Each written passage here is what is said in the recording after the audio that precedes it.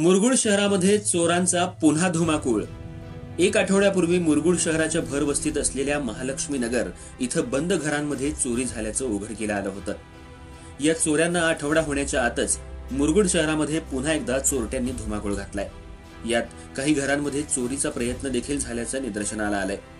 मुरगुड शहरामधील मगदुम गल्ली इथं 2 घरांमध्ये घरफोडी झाली आहे। त्याचबरोबर चौगले गल्ली, तुकाराम चौक आणि भोसले कॉलनी या ठिकाणी चोरीचा प्रयत्न झालाय। यासोबतच चौगले गल्ली इथली एक दुचाकी चोरून नेण्याचा प्रयत्न करण्यात आला, मात्र चोर ती नेत असताना वाटेतच बंद पडल्यानं त्यांनी तिला तिथंच ठेवून पळ काढल्याचं दिसून आलं। या चोरट्यांच्या शोधासाठी परिसरातील सीसीटीव्ही तपासण्याचं काम सुरू होतं। मुरगुड शहरातील पोलीस स्टेशन पासून अवघ्या काही अंतरावरच असलेल्या भोसले कॉलनीमध्ये देखील चोरी झाली आहे। यामुळे पोलिसांचा तपास कमी पडत असल्याबाबत नागरिकांनी संताप व्यक्त केला। शहरामध्ये गेल्या अनेक महिन्यांपासून घरफोडीचं प्रमाण वाढलंय। चोरी झाल्यामुळे नागरिक भयभीत झालेत। चोरटे बंद घरं लक्ष्य करत असल्यामुळे नागरिक घर सोडून कुठं जाण्याच्या मनस्थितीमध्ये नसल्याचं दिसून येतं।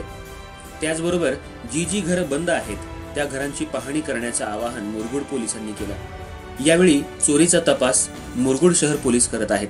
दरम्यान एका घराच्या सीसीटीव्ही मध्ये चोरटे दिसून आल्याचं समजतंय। यावरून पुढील तपास मुरगुड पोलीस करत आहेत। न्यूज शाहीसाठी मुरगुड प्रतिनिधी सर्जेराव भाट। ऐकलं, गोकुळची बासुंदी पुन्हा खावीशी वाटतेय। खरं सांगू, मलाही खावीशी वाटतेय।